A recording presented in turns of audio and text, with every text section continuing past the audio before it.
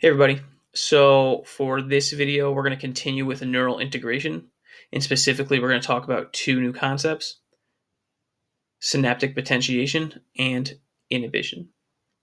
So real quick, inhibition is the opposite of excitation. So we discussed it earlier in one of the other videos. Just real quick, inhibition is when the neuron is going to suppress the release of the neurotransmitter by another. So the goal here is that there's a signal that's telling the neurotransmitters not to be released.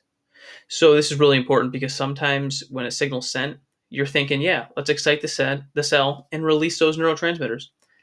But not always. Sometimes the signal is actually to inhibit the neurotransmitters from being released, to prevent something else from happening. That's inhibition. So with that said, now let's talk about the process of learning, which is synaptic potentiation. This is when you are continually using neurons over and over repeatedly so that they become well worn, right? They're more often used, so you're more likely to use them, so you're better at using those neurons. This is kind of like when people tell you if you do something often, you're going to be better at it later on. So maybe like speaking a different language. If you speak Spanish your whole life at a young age, you build up these pathways so that later in life, if you stop speaking it, a lot of those things start to come back to you pretty quickly, right? Oh, I remember those words, right? Kind of like riding a bike too. Someone says once you learn how to ride a bike, you know how to do it for the rest of your life. If you haven't ridden a bike in 10 years and you're physically able, you hop back on it, you remember how to do it, right? It's like, oh, I remember how to do this. That's because those neural pathways are worn in, meaning that they are more likely to be used and able to be used. But why? All right. And here's something that we didn't talk about in detail before, but we will now. When you are using a pathway over and over, you're going to cause more calcium to accumulate in those synaptic knobs. This is going to make it easier for future transmissions.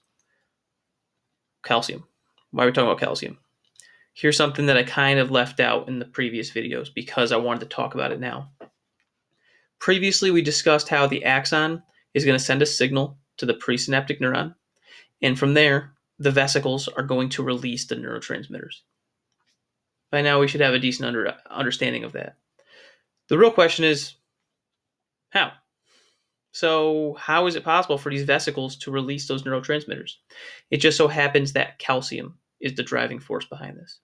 So, what actually happens is when that axon sends the action potential to the presynaptic knob, calcium ion gated channels are going to open.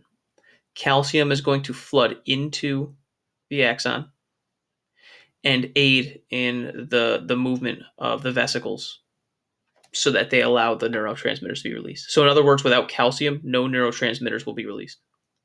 The more calcium you have, the more often and the easier it is to release those neurotransmitters. So here's the deal. If you're using a neuron over and over again, calcium's going to get bored of moving around. It's going to stay there, right? So let's say you have 10 neurons. Neuron 1, you use every single day. Neuron 10, you used once in the last 6 weeks, right? Well, if you're constantly using the same neurons over and over again, calcium is just going to hang out there because it's constantly being used there. You're using it more often. So that is the idea of potentiation. You have the potential to use those calciums more often because you use them all the time.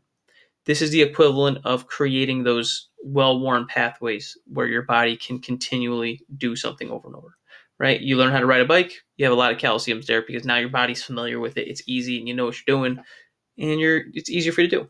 Same with speaking a language.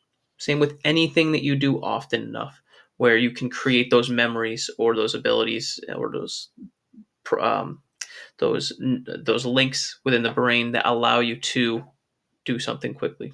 So that is the idea of potentiation. If you have any questions on that, please let me know.